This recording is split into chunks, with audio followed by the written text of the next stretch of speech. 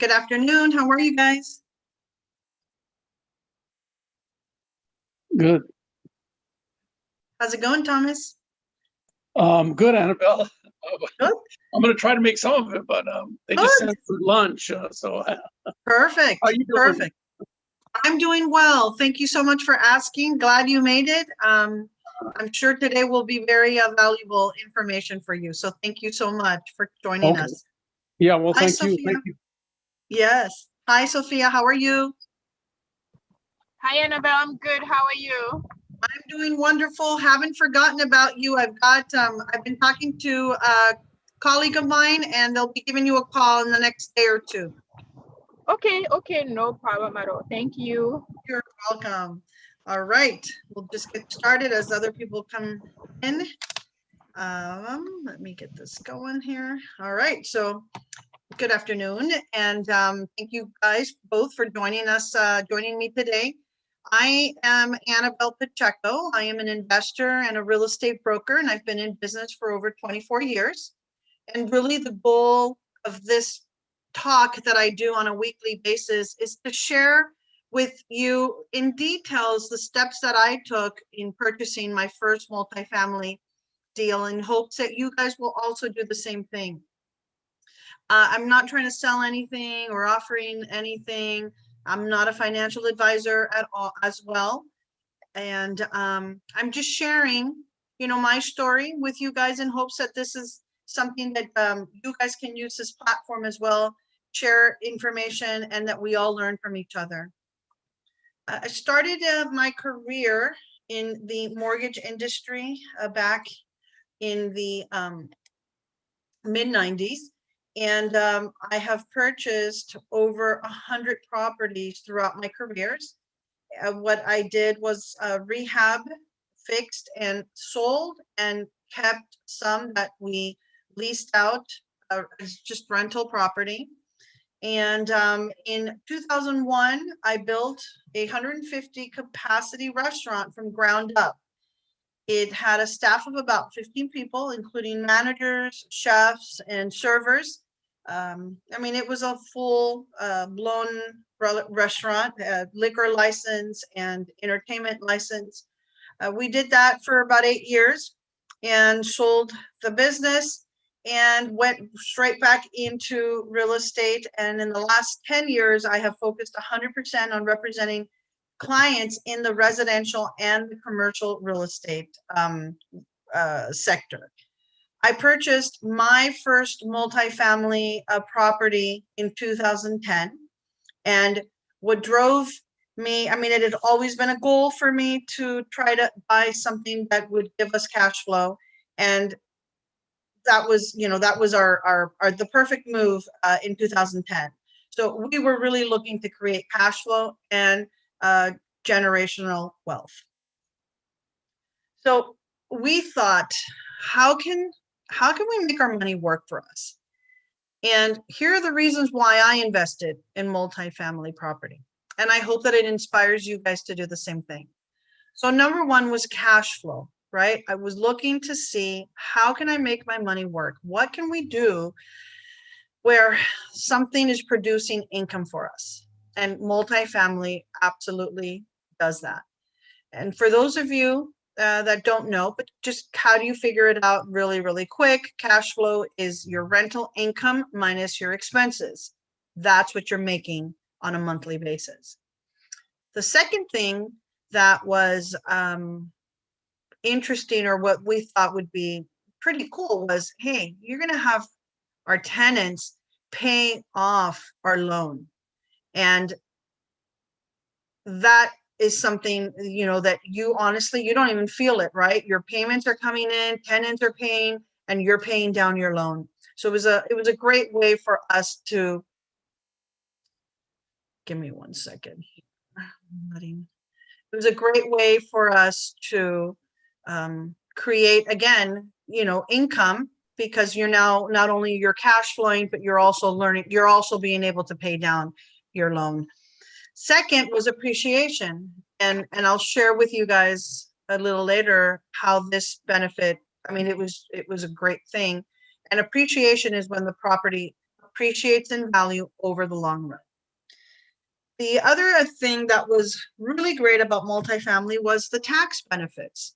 So you have the opportunity to depreciate and to do a 1031 exchange. So the depreciation allows you to expense a portion of the physical structure each year on your taxes. And the 1031 exchange allows you to defer the capital gain. So if you have a property that you've created, I mean, it's appreciated considerably, and you want to take advantage and use that, you can sell the property, do a 1031 exchange, use all that capital to purchase the other property and not pay any capital gains. And there's no limit to how many times you can do this. Any questions so far? Nothing yet, nothing yet. Perfect. So what I purchased was a value add multifamily property. And what does value add mean? Value add is a property that may need some additional work in order for you to be able to add more value to it. So we purchased a property for $850,000. It was 34 doors. It did need a lot of work. We were able to, at that time, when I found this property, I was able to deal directly with the seller. The seller was an agent, and the buyer, myself, I was an agent. So we really negotiated amongst each other. There was no real estate representation. We were representing ourselves. And at that time, nowhere in the listing did it say that he would do a seller finance. And what does seller finance mean? It means that if the loan the current owner has, or maybe there is no loan, he can now be the lender and you make them payments on whatever dollar amount you agree. So we had agreed on an $850,000 purchase. We gave him a $350,000 down payment. So we gave him $350,000. He was the bank for $500,000. So he gave us a loan for 2 years, and we made payment to him for 2 years.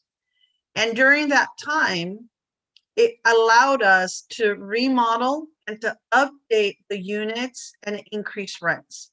And when you remodel and you update units and you increase rents, you automatically increase the value of the property. So that was our goal. And when a seller finances for you, your loan process, like the loan paperwork and all of that, is eliminated. It's a much easier process. They're banking on the fact that you're giving them a hefty down payment. I mean, they still own the property. If you don't pay, they can take the property from you and you lose your down payment. So it may or may not work for certain sellers, but for this particular seller, it did work. So I'm just putting it out there. If it's always worth asking, even though they may not be offering it to you, but it's always good to ask, hey, would you consider like seller finance? And some sellers don't want to have to do a 1031 exchange and roll that money over. Maybe, maybe they're interested in carrying a note and getting paid on it. So like basically they're a bank. So after the second year, because we had a 2-year note with him, after the second year, we refinanced the property and it was actually appraised at $1.6 million. So we bought the property for $850,000, and in 2 years, it pretty much almost doubled. And again, it was a lot of the repairs that were done to the property, all the updating, and all the increase in rents. So what we did is we actually we acquired a loan for $1 million. we were at a 65% LTV. And to this day, we have zero money invested in this property because we got all of our money, our initial investment and the repairs, we got all that money back. And today's value is somewhere around $2.7 million for this property. So I know a lot of times people will say, well, wow, this is a home run. And yeah, you know what? I think this was definitely a home run. It did really, really well. They're not easy to find in today's market, especially 30, 40 plus doors is very competitive. But if you guys are interested in 2 to 4 units, I think that there's still very, very much opportunities out there. Thomas, maybe not here in California, definitely out of state, but they're available and they would be a great opportunity. I know, Sophia, you're looking to do that, correct? Like a 2 duplex? Yes, duplexes or triplex. Yeah. Exactly. And I think that the area you're in, Atlanta, I think you're going to find some really good opportunities out there. I'm very much looking forward to it. I really can't wait. I haven't been able to find the kind of properties I have in mind myself. So I'm trying to reach out to a few commercial agents who might be able to maybe help me a little better. Tell me a little bit more about what you're looking to do. Well, I'm thinking about purchasing like either a duplex or a triplex and live in it myself and then rent out the other or the 2 other units. Got it. Yeah. Okay. All right. At least for the first 2 years, and maybe then, you know, move on, like move somewhere else and then have it as a full rental property. Perfect. Are you looking to go the FHA route or conventional route? Conventional. Yeah. Got it. Okay. Yeah. Okay. Well, I'm connecting you with someone who's been in business for over 30 years, knows the market very well. I will make sure that you guys connect between today and tomorrow, and hopefully they can help you. Yeah. Awesome. All Thank right. you so Very much. good. You're welcome. And Thomas, here in California, duplexes, triplex, quads, they're not cheap. Okay, yeah. And if you want to do something, I would say, usually they say when you go out of state, you wanna do more than like 10 units because it just doesn't make sense Okay. financially to maintain the property. Yeah.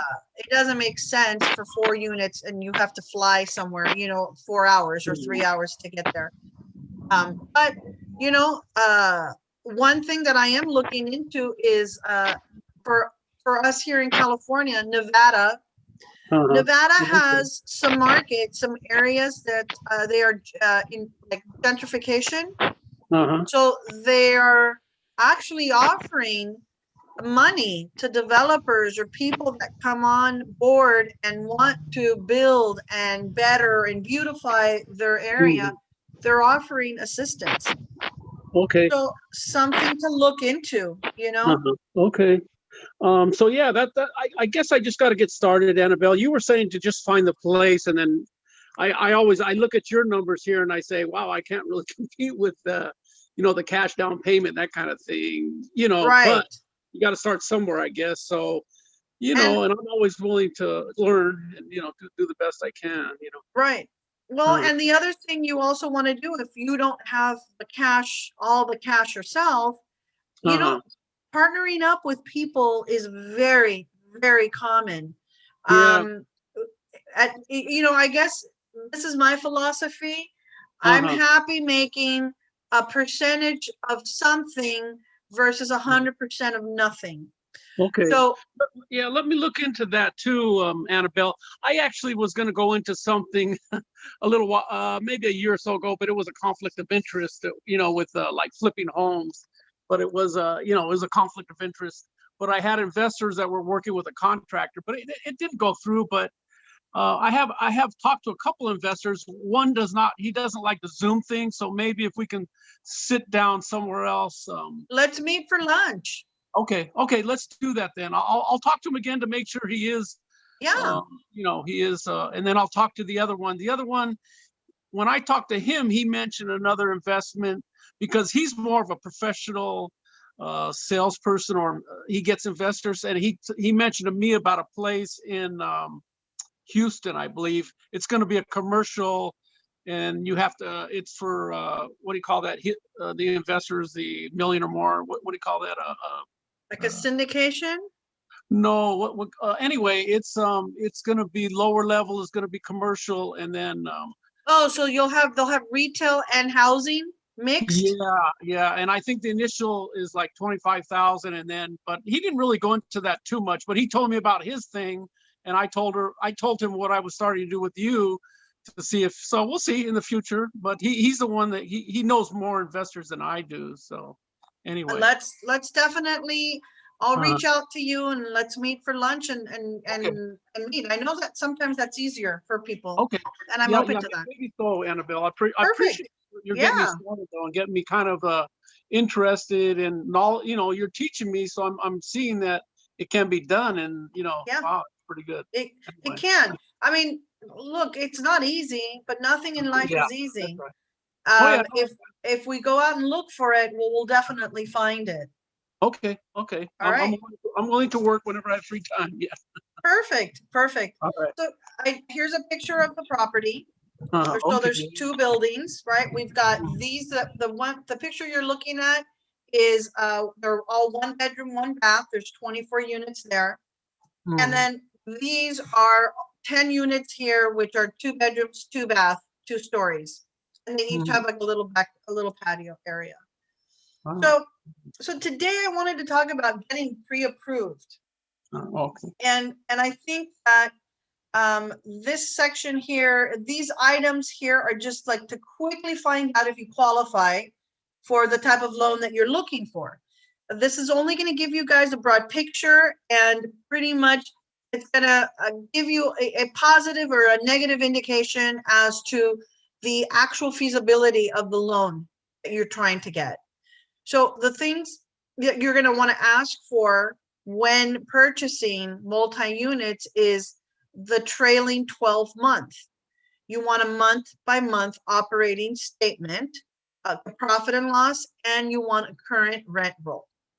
Now, the borrower's net worth must be greater than the loan amount, and the borrower's liquidity is greater than 10% of the loan amount. So it's very important that when you guys understand that when you're applying for a loan, the liquidity has to be greater than 10% of the loan amount. Many times, how do people do this when they're buying, 100 units? They may not have the liquidity, so they bring in a partner that will represent the liquidity part of the deal.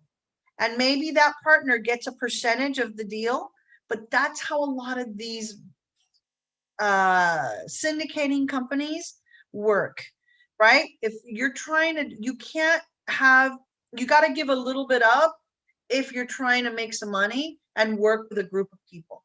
That's just the way that this works. So these are the items that you need when you're applying for a loan and you want to get like a formal quote from the lender. And you have to understand that there's a formal quote or a term sheet that you can get from a lender. And basically that term sheet, the lender stands behind it. And these quotes will be subject to full underwriting and pretty much completion of all the third-party reports. So what's required to get a formal quote? You have from the property itself, you want to get the last 3 years operating statements, the trailing 12 month, the month-by-month profit and loss, the current rent roll. You want to get a summary of CapEx to date. CapEx is capital expenditures, any big repairs that you have done, you use that as capital expenditure, not as an expense to the monthly profit and loss. Because if you put it in as an expense to your profit and like your month to month, it'll bring down the value of the property. So usually you get a list from the seller of all capital expenditures that they've done, because these are usually one-time expenses, large expenses that are done to the property. Make sense? And then okay. And then pretty much what you want to make sure you get as well is you want property details. You're going to need photos, property address, the description, the unit mix, the age, the construction type. That's on the property, okay? And this is for you guys to actually get a quote. And then you have like the stuff that you will have to provide. You'll have to provide the name of the entity. Many times when buyers are looking to purchase these in multifamilies, they will create corporations or LLCs. And then they use that as part of who they're going to actually be applying the loan through. So you want to provide the organizational chart, who's part of the organization.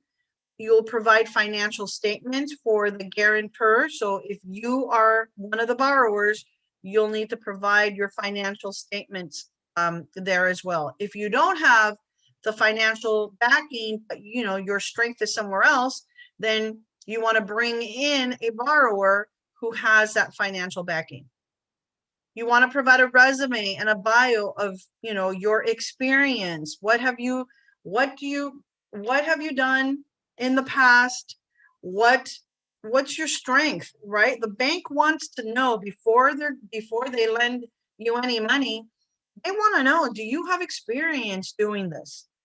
They want to feel secure that you'll be able to do it right. Property management. Let's say that you're not going to manage the property and you're going to hire a property manager, then you want to make sure that you provide that property management company information. And again, these lists, what I'm listing here is for you to be able to get a quote, a formal quote from the lender. And any individual owning more than 20% of the GP will be underwritten as well. GP is the general partner. Okay, LP is the limited partners.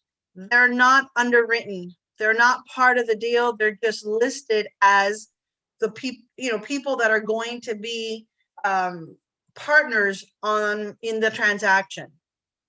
And for guarantors with limited experience, a strong property management company will be required. So in my case, when I applied for my loan after the 2 years, they actually asked me for a resume.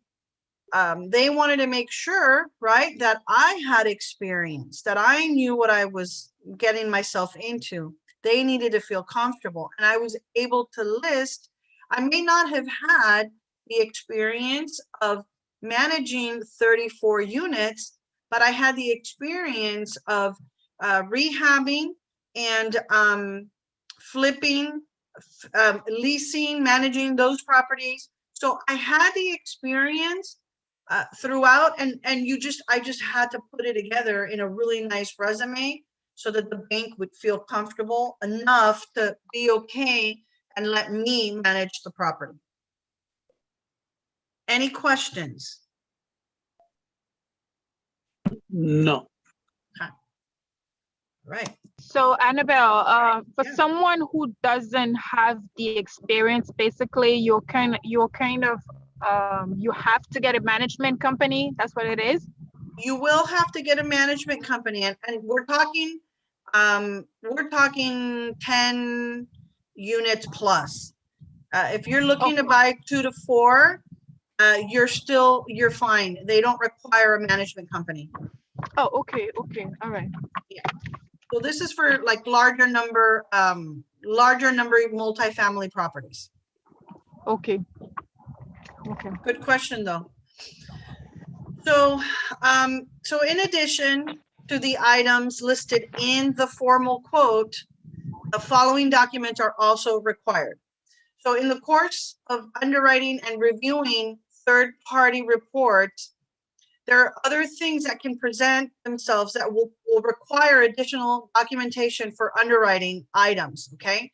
And so I'm gonna kind of just give you a rundown on the following items that the banks will need before closing.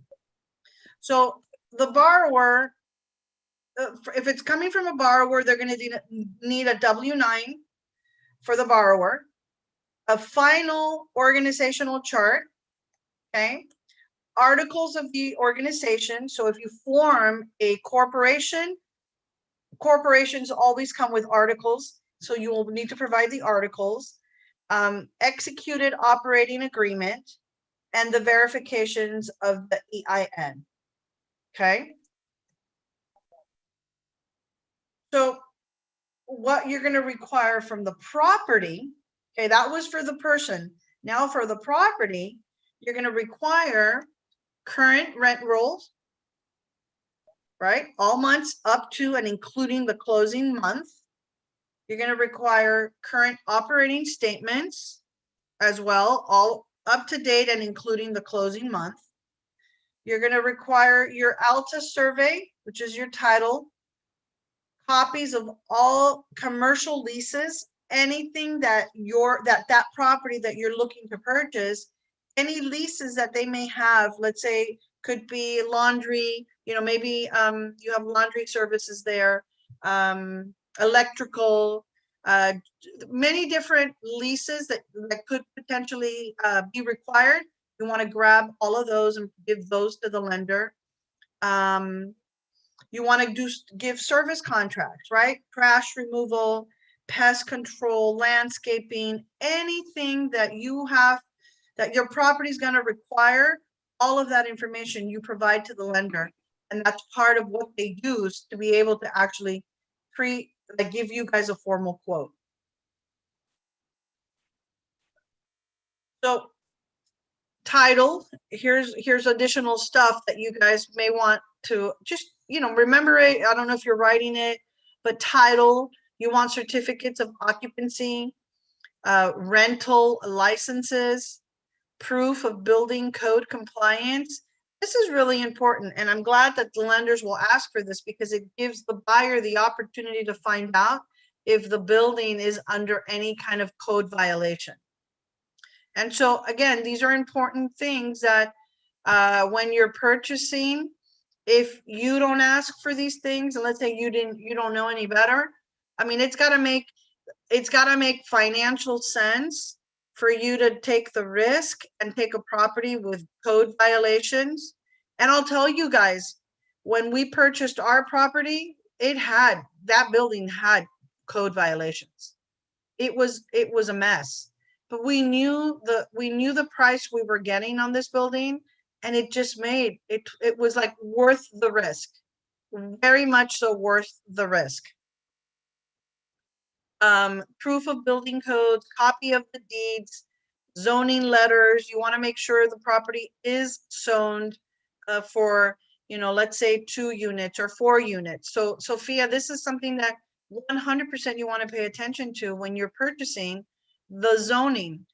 Sometimes people will have single family residence zone property, but maybe they added another house on there, but it's not registered as a duplex.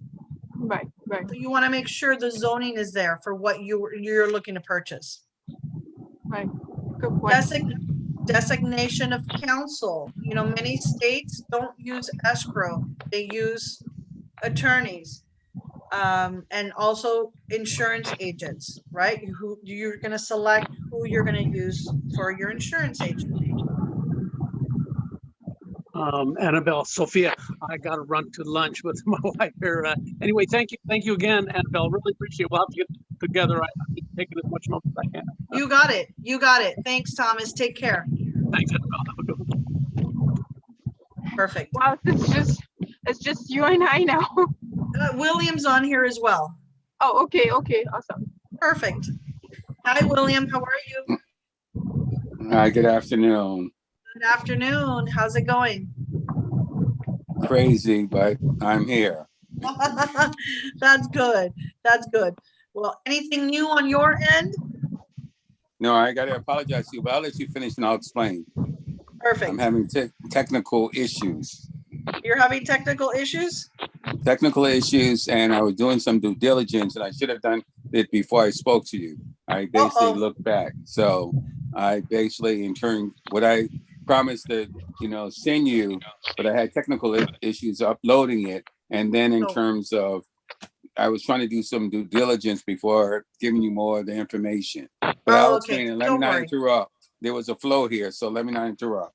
You got it. You got it. So going back, the guarantors they will ask you for the following information. So the SREO is the schedule of real estate owned. So if you own other property, you're going to list all that information as part of, your building. You're letting the lender know who you are, right? And you provide all this information. If you own other property, this is the section where you're going to put all of that. Authorizations to release banking credit information, right? They're going to run your credit. They're going to want to look at your bank for proof of funds and verification of deposits, your bank statements as well. So property, and I know I've mentioned this already, but this is really important. When you are applying for your loan, the current rent rolls, the operating statements have to make financial sense in order for any lender to lend you the money.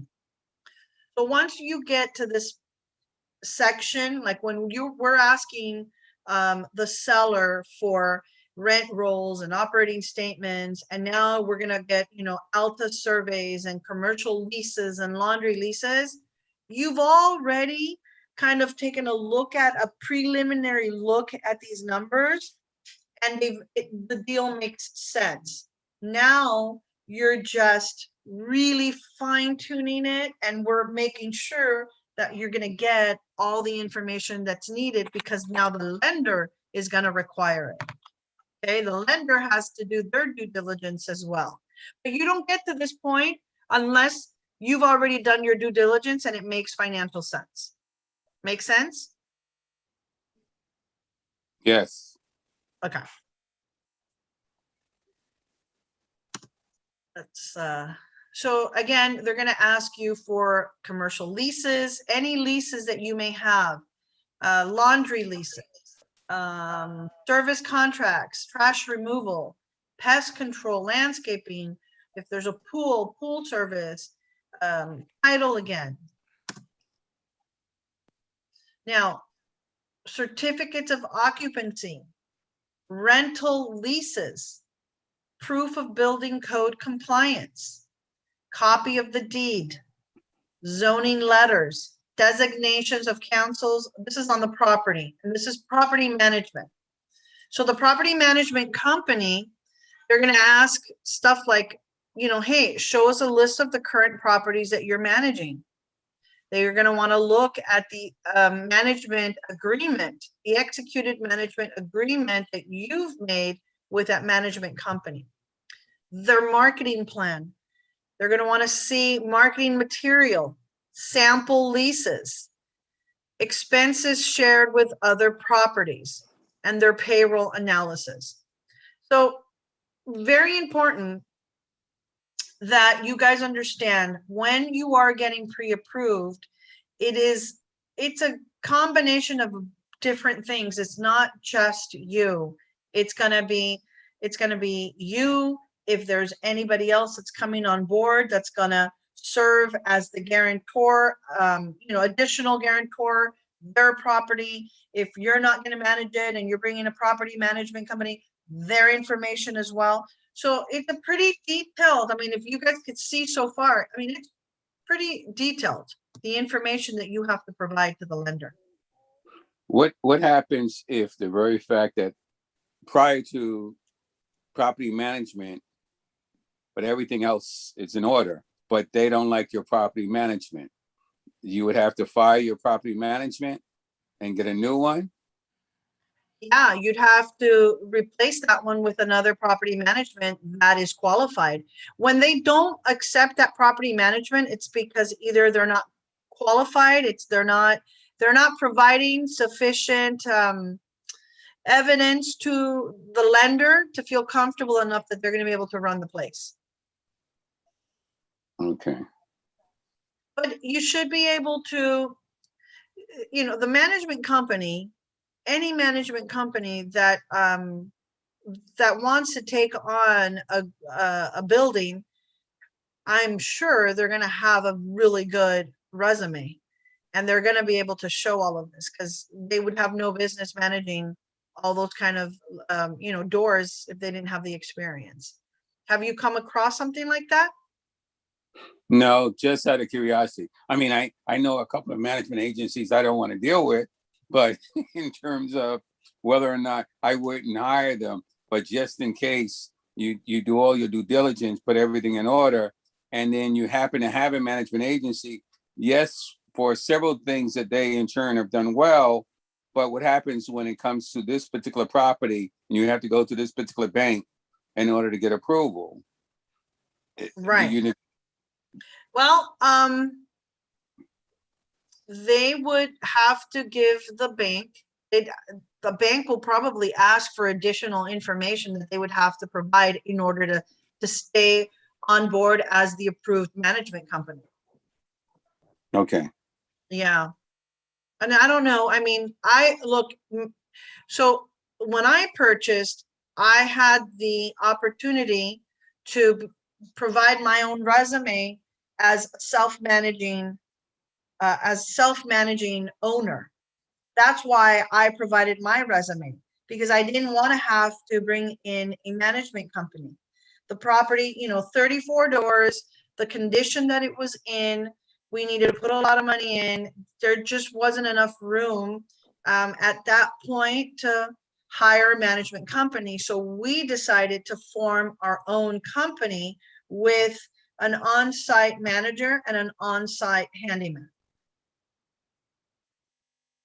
That makes sense. That's what we did. We saved on the, you know, the cost of having a management company. We give them a discounted rent as part of our deal. So both of those 2 units, we have out of 34 units, 2 units are discounted because we've got the handyman in one and we've got the manager in the other. And it just worked out a lot better for us. Okay. It just made financial sense for us. Third-party reports. This is always something that banks will ask for. Termite inspection, appraisal, phase 1 environmental, and the project capital needs assessment. So these are just, you know, these are third-party reports that you have nothing to do with. These are just ordered and are provided to the lender. And really important here, what I just described to you guys was or is the path to funding a non-recourse multifamily loan. And a non-recourse loan is, in the case of default, it does not allow the lender to pursue anything other than the collateral. However, a recourse debt holds the borrower personally liable. So that's really important. I'm not sure if you guys understand that. Yes, yes. Okay. William, do you understand the non-recourse and the recourse debt? Yes. Okay, perfect. And pretty much, just so that you guys know, from initial, like the initial start, till your commitment, until you rate lock, you're able to rate lock, to do a rate lock, it's generally about a 60-day process that you will probably need in order to actually be able to close your deal. So I'm gonna stop sharing here for a moment. And so welcome, Kathy. Hello, How are you today? pretty good. Good, good. So we're just talking, we're talking today about pre-approval and applying and what are the necessary items and steps required to taking for pre-approval. Where are you in the process? Are you looking to buy multifamily or are you looking to buy 2 to 4 units? Right now, I'm trying to get all the information. And then Perfect. once I get the information, then I'll know what direction to go. Fantastic. Very good. And what area are you in? I'm in Louisiana. This is Madam. Very good. I see. How are you, madam? Fine. I'm getting better. I had went on the webinar last week, but it didn't send me to the new link. The new link wasn't on there yet. Last week? I was Yes. on last week. 2 weeks before is what we had problems. We had some Yeah. technical issues 2 weeks before. Yeah. So I said today I'm gonna try it again and hopefully it'll send me. Perfect. Good. And I'm going to make sure that we don't have any more of those issues. But like 2 weeks ago, it was just horrible. My computer went up, it started updating on its own at like 10 o'clock in the morning. And my updating didn't end till like 5 or 6 o'clock that day. So I was, Okay. yeah, I was completely out of no way to do this presentation at all. But okay, well, good. I'm glad you made it back and here to help in any way I can. I think really today my message was on the pre-approval, and pre-approval is different if you're buying 2 to 4 units because it still qualifies as residential financing. Okay. 5+ is when it changes to commercial. So Okay. Sophia, if you're looking 2 to 4, you can still look at residential financing for 2 to 4. I think it'll probably be easier when you're starting to purchase, unless you're looking to put a hefty down payment. You don't need to go FHA, you can go conventional. Good. So none of these requirements actually apply to someone who's looking at less than 5 units. Correct. Correct. Yes. 2 to 4 is considered 100% like residential financing. It's very easy, less requirement, and I mean obviously it's backed by your financial, plus they'll take a percentage of the current rents of the other units. They take 75% of the rents. So if you buy, let's say 4 units, you're going to live in one.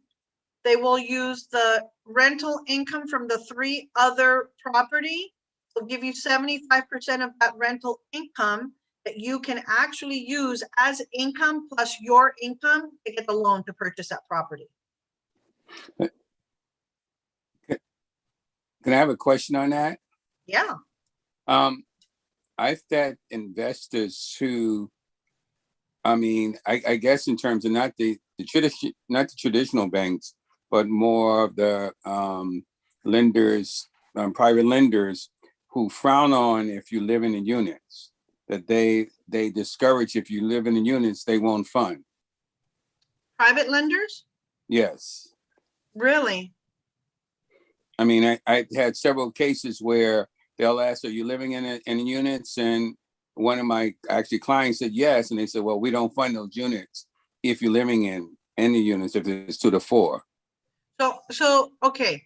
And I can understand why, because that means that they're now, remember, it's different financing.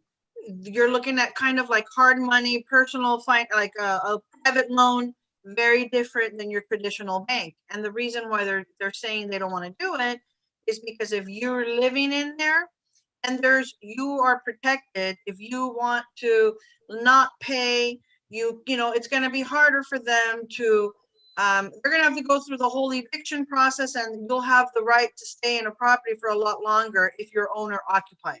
So it's very, very different. Okay.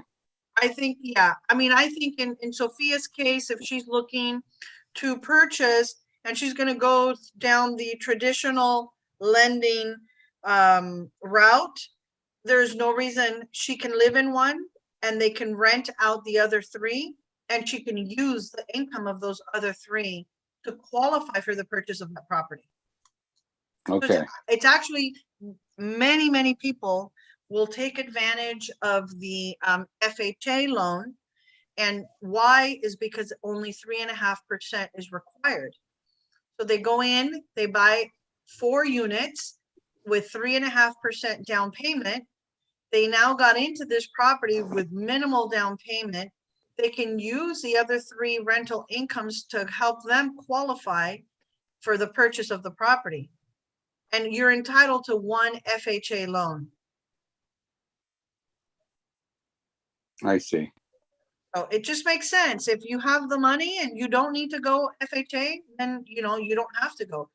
But if you are limited with cash, you can go FHA. You buy, you know, let's say you spend $300,000 on a property or $400,000 on a property. 3.5% is different than 10%. I mean, you're saying, you know, it's a considerable amount of money that you can maybe move.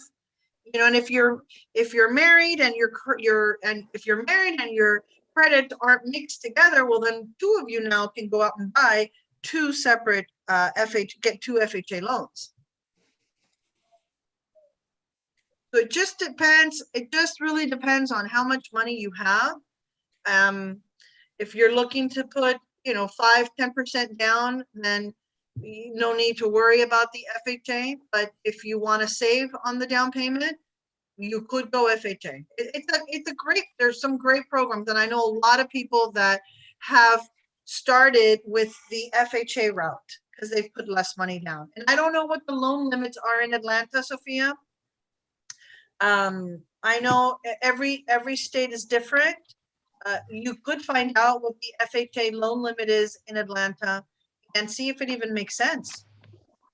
I mean, I know right now the market is so competitive that, you know, not even sure if with an FHA you can get something like. Yeah, no, it is. You're right. It is very competitive. The only way that you would be able to get something if you went FHA, and then it wouldn't even make sense right now is removing the appraisal contingency, which here in California, Sophia, offers, all of them are coming in. The ones that are getting accepted, no appraisal, no loan, and like a 5-day inspection, only 5 days to inspect the property. That's just absolutely crazy. It's insane, but you know what? I'm doing that like on almost 100% of my properties. You won't get an offer accepted if you don't remove appraisal and loan contingency.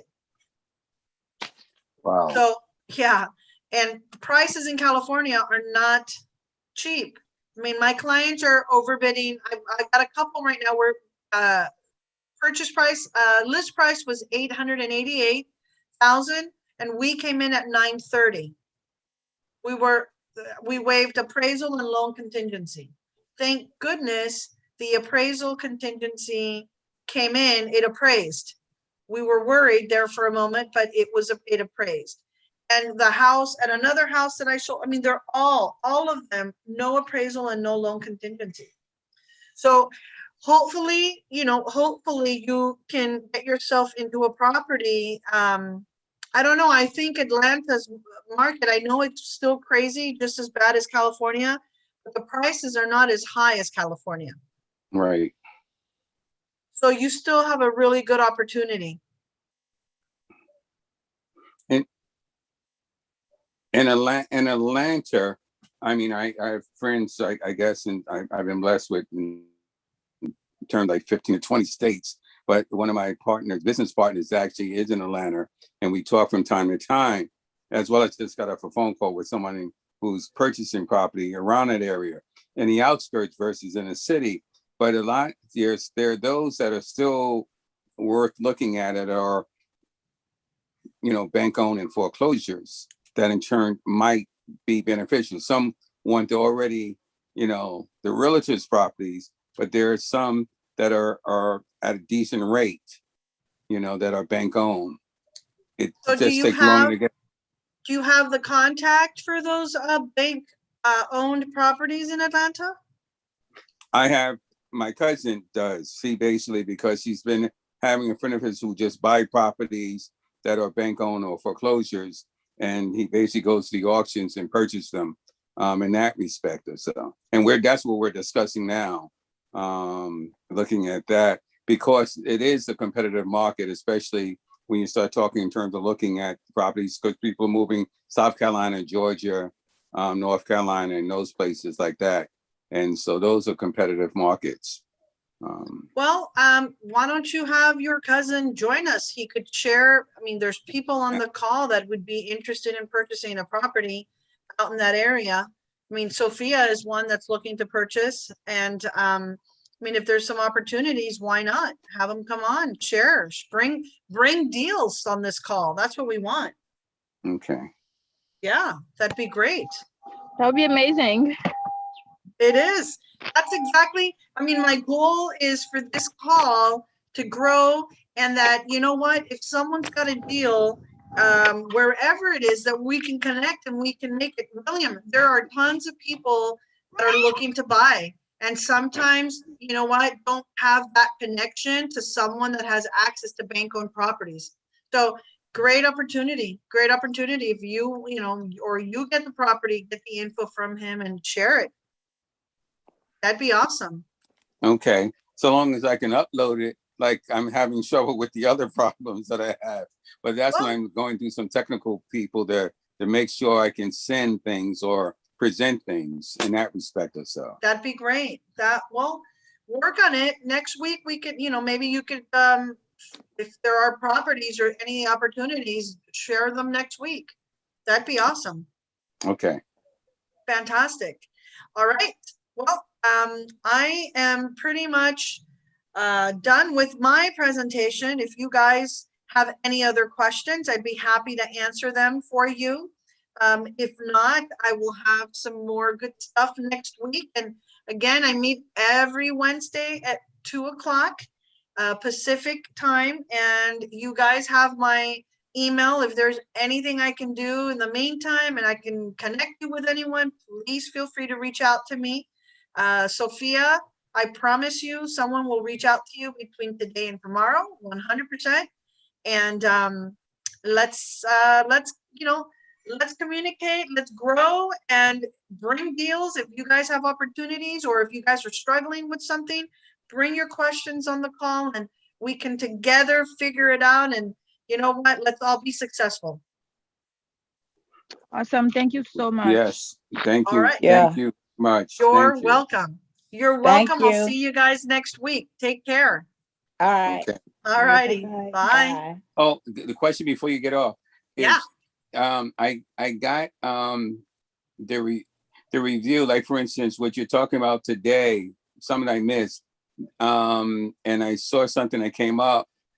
Is there a recording of it that will come up later?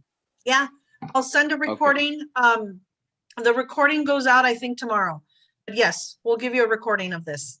Okay, I just know because I saw it from the last week and I was just making sure that I, wasn't something that, sometimes you get certain things that is not. And I wanted to make sure it was from you. Yeah, and no, I did. Okay. I'm sending them out. Yes. Okay, good. All right. Okay. Fantastic. Right. Have a great day and the rest of the week. Annabelle, do you also send these slides? Say again? Do you also send the slides? The slides are recorded, so you'll get a copy of it. A copy. Okay. Awesome. Yep. Thank you. All right. You got it. Take care. Have a great week. Take care. Bye-bye. Bye-bye.